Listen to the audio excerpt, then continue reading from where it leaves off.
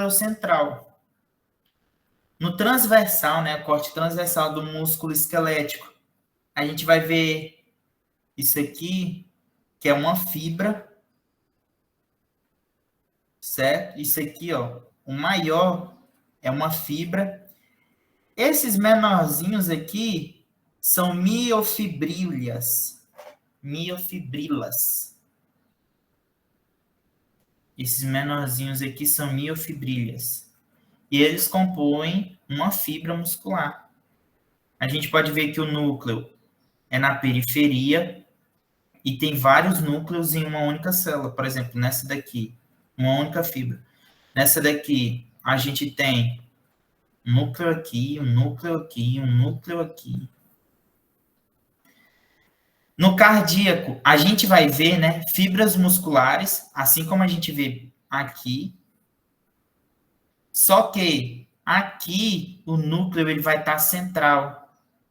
Ele vai estar centralizado. Olha aqui. E aí, a gente vai conseguir também ver as miofibrilhas. Só que aqui a gente consegue ver uma quantidade maior, né? Vocês conseguem ver? E elas estão com mais espaço entre elas. Então, o que vai permitir a gente diferenciar um estriado esquelético para um estriado cardíaco? Primeiro, o núcleo no esquelético vai estar na periferia. O estriado cardíaco vai estar central. No estriado esquelético, a gente vai ter as miofibrilhas, só que elas estão muito mais juntas do que no estriado cardíaco. A gente consegue ver um grande espaço entre elas. Isso se dá por conta das ramificações que cada fibra faz. Certo? Eu coloquei essa imagem aqui mais para ficar um pouco mais visual. Acho que uma coisa mais visual ajuda a gente ter um pouco mais de noção. Agora, isso aqui é bem importante, muito importante. Partes de uma célula, ou então uma fibra muscular, né? Sarcolema. Sarcolema se refere à membrana plasmática. Você lembra quando eu puxei o zoom aqui e coloquei aqui, ó, pontinho nessa linha preta? Isso aqui seria um sarcolema, que seria a membrana plasmática das fibras musculares. Sarcoplasma seria o citoplasma da fibra muscular. Então, por exemplo, ao invés da gente chamar citoplasma, aqui a gente vai chamar de sarcoplasma. Sarcolema, a membrana plasmática, sarcoplasma, o citoplasma. A gente vai ter o retículo sarcoplásmico. Esse retículo sarcoplásmico, ele se refere especificamente ao retículo endoplasmático liso. Esse retículo endoplasmático liso, ele vai ter como uma de suas especialidades armazenar cálcio. Isso aqui é a sigla da tabela periódica. Isso aqui se refere ao cálcio. Então, no retículo sarcoplásmico, ele se refere ao retículo endoplasmático, especificamente o liso, que tem como especialidade armazenar cálcio, porque o cálcio ele vai ser muito importante para a contração muscular. O músculo ele vai utilizar do cálcio para possibilitar que a contração muscular seja possível. E aí a gente vai ter a miofibrilha. A miofibrilha, ela é um composto, né? Ela é composta por sarcômeros, que o sarcômero, né, que nem a doutora Shirley colocou, que é a unidade estrutural e funcional do músculo, né, do tecido muscular. E é no sarcômero que a gente vai encontrar os miofilamentos. Lá no começo eu falei de miofilamentos grossos, miofilamentos finos, a gente vai encontrar no sarcômero, que é a unidade estrutural e funcional da miofibrilha. Certo? Certo até aqui? Sim, sim. Beleza. Aí a gente vai entrar especificamente no tecido muscular, estriado, esquelético. São células grandes, multinucleadas. Os núcleos, eles vão ser periféricos. E uma característica importante, eles vão vir logo abaixo do sarcolema. O que é o sarcolema? É a membrana plasmática da fibra muscular. Então, vai ser multinucleado e os núcleos vão vir logo abaixo do sarcolema. Uma característica muito importante, pessoal. Coloquei de vermelho, não se regeneram. Isso a gente não pode esquecer nem aqui nem na China. O tecido muscular estriado esquelético, ele é um tecido que não se regenera. Certo? E eles não se ligam com outra fibra. Por exemplo, a gente não vai ver uma fibra muscular estriada esquelética se ligando com outra fibra. É porque eles não têm ramificação. Para ficar mais fácil de vocês imaginarem, imaginam, por exemplo, vou utilizar aqui o tríceps. Do começo dele até o final, todas as fibras musculares, elas não vão se unir, por exemplo, uma para continuar com a outra. Uma que começa no começo, ela vai terminar no final. Desculpa a redundância, mas é para vocês mais ou menos imaginar. Que aqui começa, vai ser aqui termina. Ela não vai se ligar com outra. Ela não vai se ligar com outra. Ela não possui ramificações também, que nem a do estriado esquelético, ou estriado cardíaco. O estriado cardíaco possui ramificações. Por quê? Porque uma fibra muscular estriada cardíaca, ela vai se ligar com outra. Mas aqui não. Aqui, uma única fibra, junta com outras, vão constituir o músculo, mas não porque elas se conectam entre si. Certo até aqui? E aqui eu coloquei um desenho, né? Aqui, primeiro, eu queria começar aqui. Isso aqui seria uma fibra estriada esquelética. Por que estriada? Porque a gente tem essas estrias aqui, ó. E eu não coloquei aqui, porque senão ia ficar muito poluído o desenho. Mas as linhas aqui também são estrias, certo? Isso aqui são estrias, tanto a laranja como as linhas aqui. Isso são estrias do músculo estriado esquelético. A gente pode ver os núcleos na periferia, logo abaixo do sarcolema. Tudo bem? Aqui, essa linha em vermelho, eu coloquei que fosse para simbolizar o corte.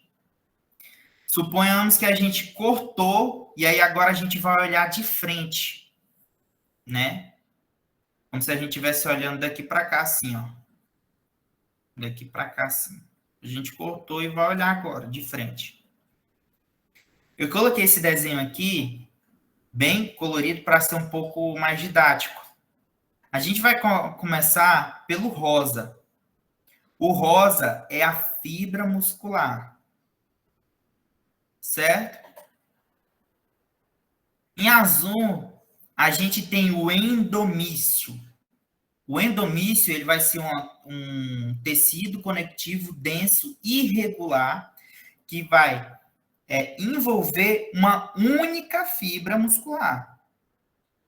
Então, como tecido conectivo denso e irregular, cobrindo uma única fibra muscular, a gente vai chamar de endomício. Então, em rosa a gente vê a fibra muscular, em azul a gente vê o endomício. Cobrindo, né, um fascículo. Se a gente juntar esse, a gente tem um fascículo. No tecido cartilaginoso, a gente chamava isso aqui de grupo isógeno, né? Mas aqui não, aqui a gente vai ter uma união de uma fibra, né? Quando eu falo união, não é que uma tá ligada à outra. É que juntas, elas formam um fascículo, né? E aí, em volta do fascículo, a gente vai ter o perimício, que está em verde. Eu até coloquei as setas aqui. Aqui a gente tem a fibra muscular. Aqui a gente tem o fascículo, né? Que seria a junção desses. E a junção de vários fascículos, vocês estão vendo? Isso aqui forma um músculo. Então, isso aqui, suponhamos que seria um músculo, né? Grosseiramente. Então, vamos lá, recapitulando. Na fibra muscular, a gente tem endomício rodeando ele. No fascículo, a gente tem um perimício rodeando aqui, ó. E no músculo, né, completo, a gente tem o epimício, que também é tecido conectivo denso e regular. Todos eles vão ser tecido conectivo denso e regular. A diferença é a localização. Na fibra é endomício, no fascículo perimício e no músculo em geral a gente tem o epimício. Certo? Aqui tem o músculo estriado esquelético.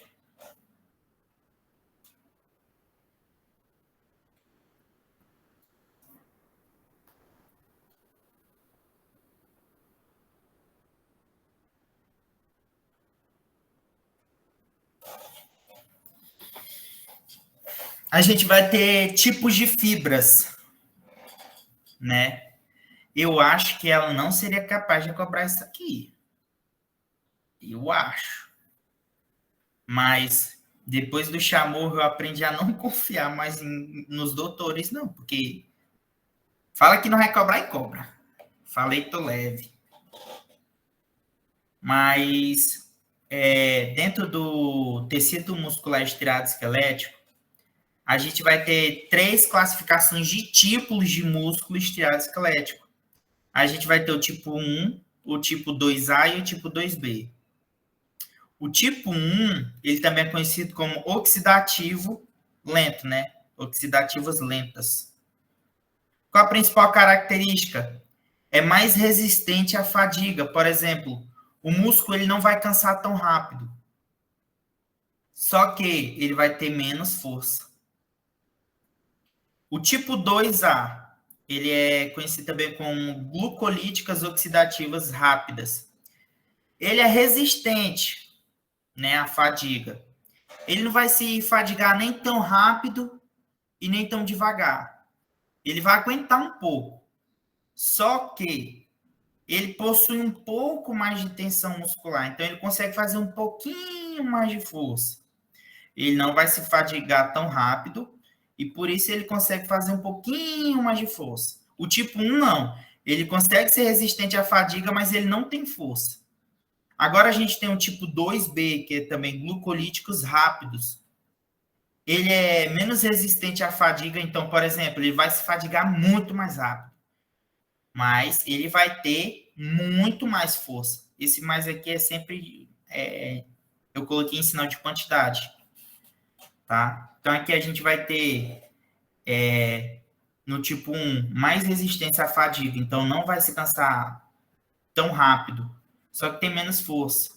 No tipo 2A, a gente vai ter uma certa resistência à fadiga, ele não vai se cansar nem tão rápido, nem tão devagar. E a gente vai ter um pouco mais de força, né, que é tensão muscular. E a gente tem o tipo 2B, que é menos resistente à fadiga, então ele vai se fadigar muito mais rápido, só que em compensação ele vai dar muito mais força muscular.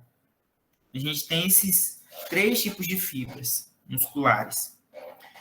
E aí a gente vai para o tecido muscular liso. Tecido muscular liso, né? Ele é caracterizado por células alargadas, fusiformes, núcleo central. Uma fibra muscular aqui, ela vai se unir à outra por uma união chamada união de hendiduras, certo? No estriado esquelético, a gente não tem união. Aqui, a gente já tem união, e essa união é chamada de união de hendiduras. Qual a localização? Nas vísceras, na parede dos vasos. Certo? E lembrando, é um músculo involuntário. Ele também tem capacidade de contração devido aos filamentos finos